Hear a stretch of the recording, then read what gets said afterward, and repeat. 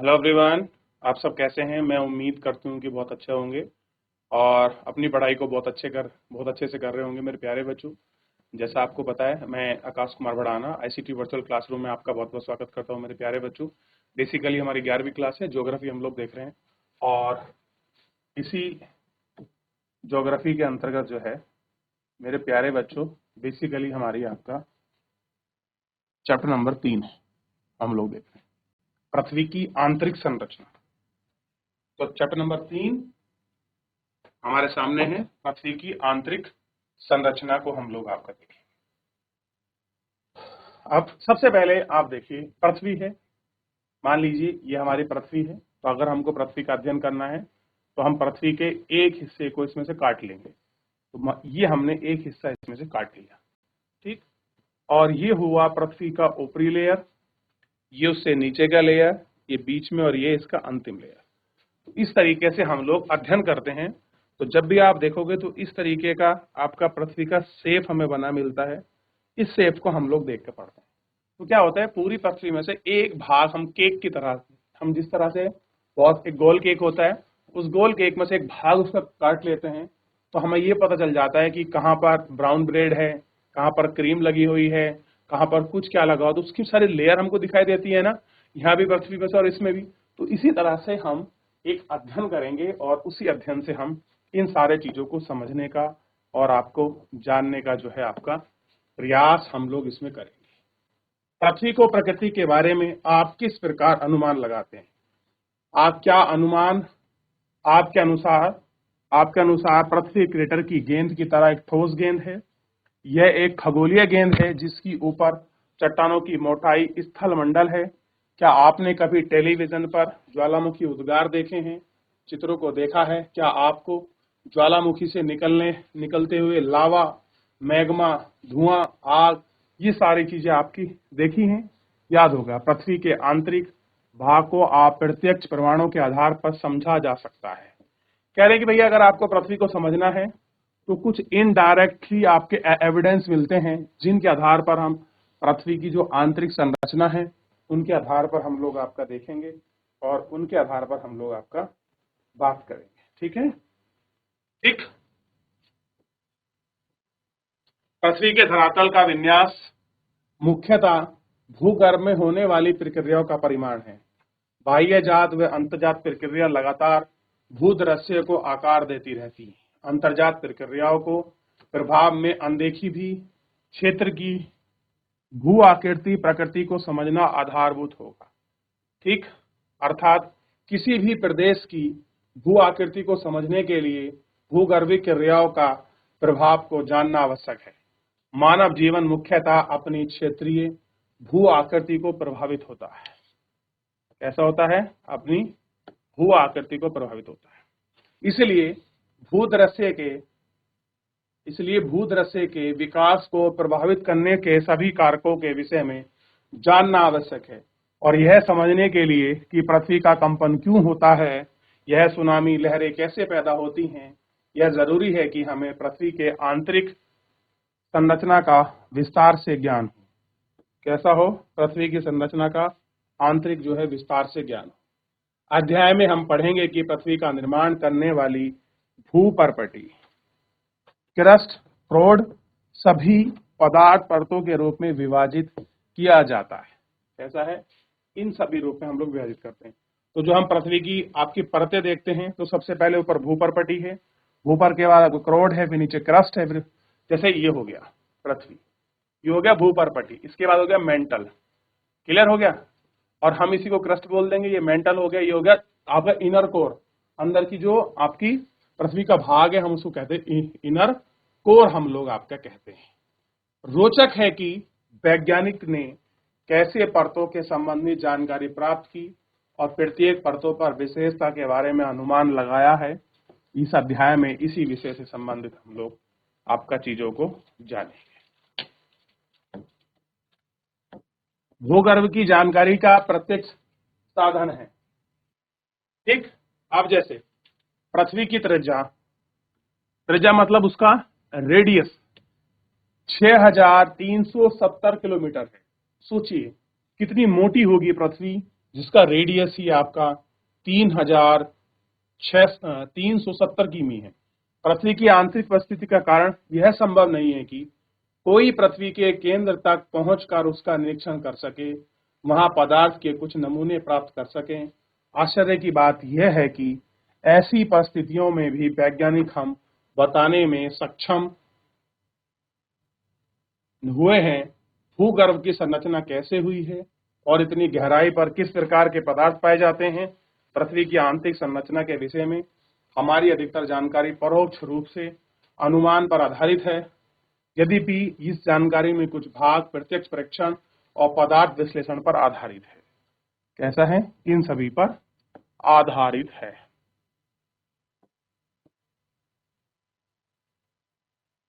पृथ्वी से सबसे आसानी से उपलब्ध ठोस धरातलीय चट्टानें हैं। वे चट्टानें जो हमें खनन क्षेत्र से प्राप्त होती हैं। दक्षिण अफ्रीका की सोने की खान 3 से 4 किलोमीटर लंबी गहरी है। इससे अधिकांश गहराई में हम जा पाना असंभव है, क्योंकि उतनी गहराई पर तापमान बहुत अधिक होता है।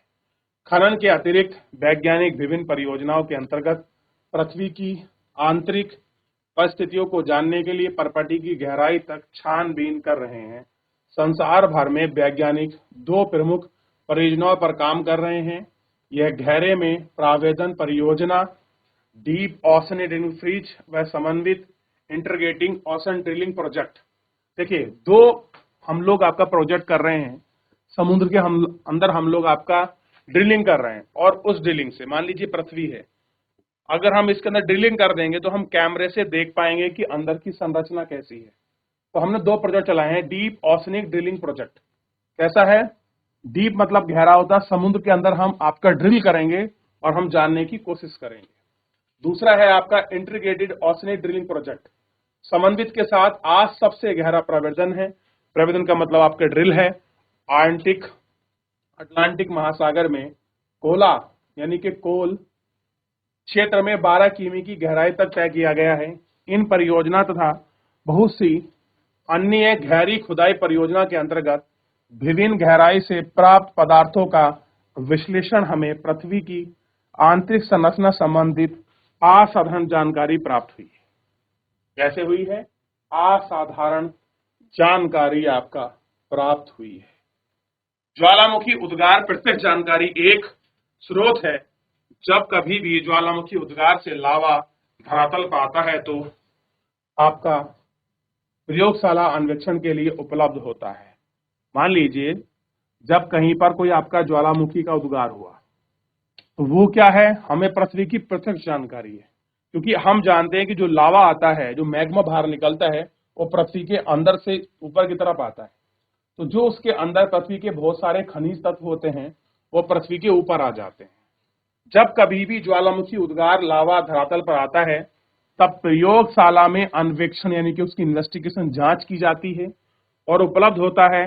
इस बात का आपका निश्चय कर पाना कठिन होता है कि मैग्मा कितनी गहराई से निकाला जा सके। क्या कर सकते हैं? मैग्मा को कितनी गहराई से आपका निकाला जा सके। ठीक, अब देखिए, ये तो हुआ पृथ्वी के अंदर का मैटर। अब आप प्रत्यक्ष स्रोत कैसे होते हैं? वह प्रत्यक्ष में तो आपको समझ आ गया कि प्रत्यक्ष में से कैसे देख रहे हैं। सोने की खदान थी, 3-4 किलोमीटर लंबी गहरी कर ली, आप उसके अंदर चले गए और आपने सारी चीजों को स्ट्रक्चर देख लिया कि भाई 1 किलोमीटर पर ये ऐसी मिट्टी है, इस तरह की सिल्का है, ये मिट्टी का परसेंटेज है, रेतीली है, आपका चिकट है, कौन सी मिट्टी है, कौन कौन से पदार्थ पाए जा रहे हैं, किस प्रकार इसमें गोल्ड मिल रहा है, प्रेशर गोल्ड है या फिर गोल्ड के टुकड़े हैं, कैसे हमको कोयला मिल रहा है।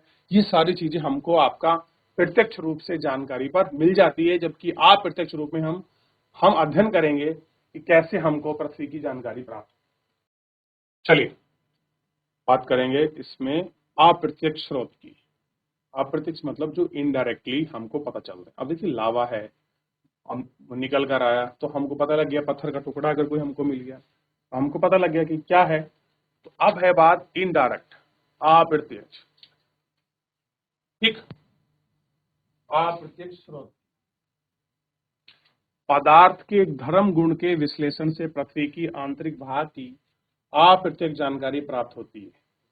खनन प्रक्रिया से हमें पता चलता है कि पृथ्वी की धरातल की गहराई बढ़ने के साथ साथ टेम्परेचर यानी कि तापमान और दाब में वृद्धि होती है। ये चीज ध्यान रखिए, जिस तरह से हम पृथ्वी की गहराई में चले जाएंगे, नीचे की तरफ हम बढ़ते चले जाएंगे, तो तापमान भी बढ़ेगा और प्रेशर भी बढ़ेगा। तो अगर प्रश्न पूछ लिया जाए कि पृथ्वी के अंदर जाने पर टेम्परेचर कम होता है और दाब में भी कम होता है, तो ये सही होगा कि गलत होगा? तो गलत। तो पृथ्वी के अंदर जाने पर टेम्परेचर भी बढ़ता है और आपका प्रेशर भी क्या होता है, आपका बढ़ता है। इतना ही नहीं, यदि हमें पता चलता है कि गहराई बढ़ने के साथ साथ पदार्थ का घनत्व भी बढ़ता है, यानी कि जिस तरह से हम गहराई में जाएंगे तो जो उसका घनत्व है वो भी आपका बढ़ता चला जाएगा। ठीक, तापमान, दाब, घनत्व, इस परिवर्तन की दर को आंका जा सकता है। पृथ्वी की कुल मोटाई को ध्यान रखें, वैज्ञानिक ने विभिन्न गहराइयों के पदार्थ, तापमान, दाब, घनत्व के मान को अनुमानित किया है। प्रत्येक परत के संदर्भ में इन विश्लेषण को सविस्तार वर्णन इसी अध्ययन में आगे किया गया है। कैसे किया गया है? इसी अध्ययन में आगे किया गया है। पृथ्वी की आंतरिक जानकारी का दूसरा अप्रत्यक्ष स्रोत उल्का पिंड है। कि एक तो हो गया कि पृथ्वी के अंदर खनन करें, हमको पता चल जाता है, और दूसरा है कि जो हमारे आकाश में जो उल्का पिंड है, जब वो अचानक गिरते हैं तो उससे हमको पता चलता है। जो कभी कभी धरती पर पहुंचते हैं, हमें यह ध्यान रखना चाहिए कि उल्काओं का विश्लेषण के लिए उपलब्ध पदार्थ पृथ्वी के आंतरिक भाग से प्राप्त नहीं होता है, परंतु उल्काओं से प्राप्त पदार्थ, उनकी संरचना पृथ्वी से मिलती जुलती है। ये उल्काएं वैसे पदार्थ को बढ़ाने में ठोस पिंड हैं जिन्हें हमारा ग्रह पृथ्वी को बना देता है। अतः पृथ्वी की आंतरिक जानकारी के लिए उल्काओं का अध्ययन एक महत्वपूर्ण स्रोत है। कैसा है? एक आपका महत्वपूर्ण स्रोत है। अन्य अप्रत्यक्ष स्रोत में गुरुत्वाकर्षण, चुंबकीय क्षेत्र, भूकंप संबंधित क्रियाएं शामिल हैं। पृथ्वी के धरातल पर विभिन्न अक्षांशों वाले गुरुत्वाकर्षण बल एक समान नहीं होता। यह गुरुत्वाकर्षण बल ध्रुवों पर अधिक एवं भूमध्य रेखा पर कम होता है। तो जो पृथ्वी का अपना बल है, जिसको हम गुरुत्वाकर्षण बल कहते हैं, ये कैसा है आपका? ये ध्रुवों पर अधिक है और भूमध्य रेखा पर कम है। और गुरुत्वाकर्षण बल सब जगह एक समान नहीं है। समान नहीं है मतलब, देखिए मैंने आपको 6 क्लास में पहले पढ़ाया है, 6-7 में। यह है आपका 0 डिग्री, और यहाँ जैसे ही हम ऊपर की तरफ बढ़ेंगे तो गुरुत्वाकर्षण बल बढ़ेगा, जबकि यहाँ गुरुत्वाकर्षण बल कैसा होता है? नगण्य होता है, कम होता है, ना के बराबर होता है, यानी कम होता है। ध्रुवों पर आपका अधिक होता है गुरुत्वाकर्षण बल। ठीक, पृथ्वी के केंद्र से दूरी के कारण गुरुत्वाकर्षण बल ध्रुवों पर अधिक और भूमध्य रेखा पर कम होता है। गुरुत्वाकर्षण बल का मान पदार्थ के द्रव्यमान के अनुसार बढ़ता है, यानी कि जिस तरह से उसका मास होगा, द्रव्यमान होगा, उसी के अनुसार आपका बढ़ेगा।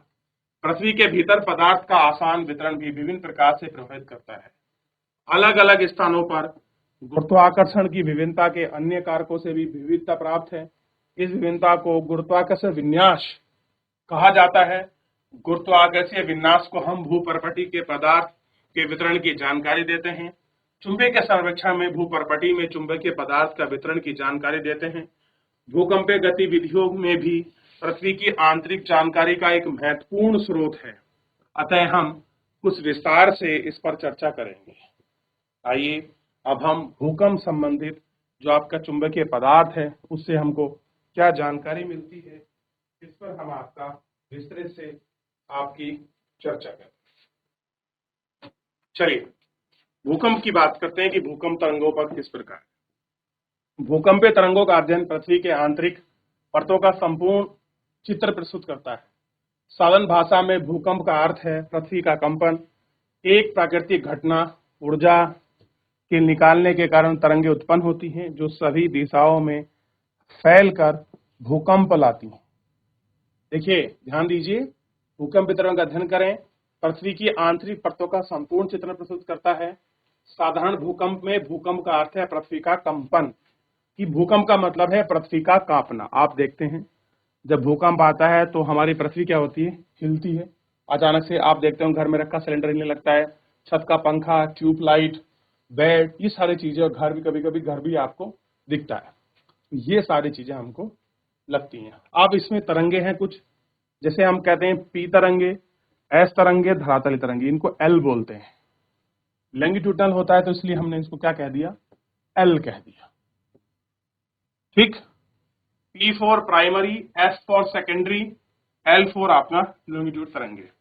तो जो आपकी पी तरंगे होती हैं वो इस प्रकार चलती है, और जो आपका एस तरंगे हैं वो कुछ इस प्रकार, और धरातली तरंगे इस प्रकार।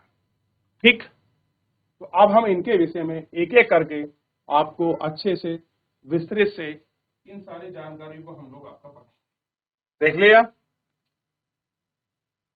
अब है पृथ्वी में कंपन क्यों होता है, यानी कि जो हमारी पृथ्वी है और बेसिकली कंपन क्यों करती है, कांपती क्यों है बेसिकली जो हमारी पृथ्वी है। आपने देखा जब भूकंप आता है तो कंपन होता है। प्राय भ्रंश के किसी किनारे पर ऊर्जा निकलती है, भूपर्पटी शैलों को गहन दरारों में भ्रंश होता है। कह रहे जब ऊर्जा निकलती है तो जो हमारी भूपर्पटी होती है, यानी कि जो ऊपर की लेयर है, शैल में आपके यहाँ पर जो शैल होते हैं इनमें कुछ आपके दरार पड़ जाती है।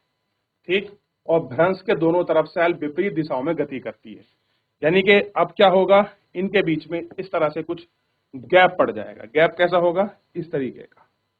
अब ये गैप पड़ गया तो गैप पड़ने पर एक गति इधर करेगा, एक इधर, यानी कि एक की मूवमेंट इधर होगी और एक की मूवमेंट इधर, तो लावा निकलकर यहां से ऊपर की तरफ आपका बढ़ जाएगा।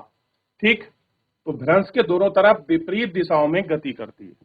अब देखिए कैसा है विपरीत दिशाओं में, ये गति विपरीत दिशाओं में ही है,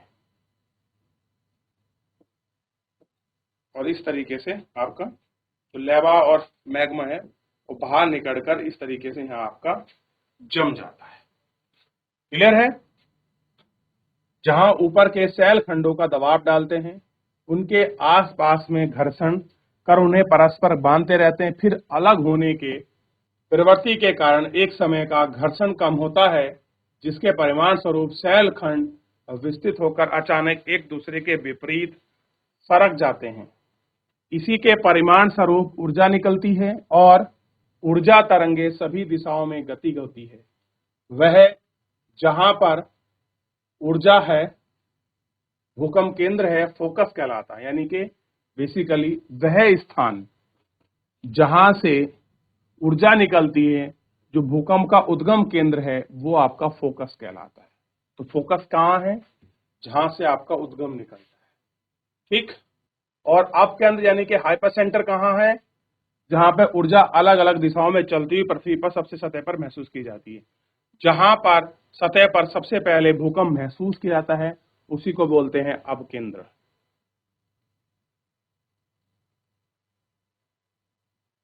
ठीक, ये आपको ध्यान रखना। एपी सेंटर कहलाता है। मान लीजिए भूकंप यहां से उद्गार हो रहा है और यहां पहले महसूस किया गया, तो ये हो गया एपी सेंटर और ये हो गया फोकस।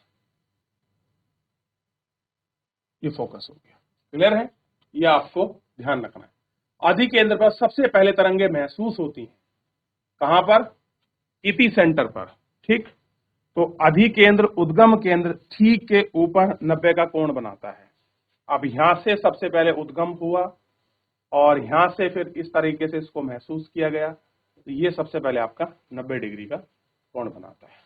ऐसे ऐसे बनाएगा ना, देखिए यहां महसूस, तो ये कितना बन रहा है, 90 का बेस अगर नीचे मान लिया। ठीक, तो 90 डिग्री का कोण बनाता है। तो एक बार थोड़ा सा इसको देखिए, पृथ्वी की संरचना। चलिए, तो भूकंपीय तरंगे को हम लोग कल देखेंगे।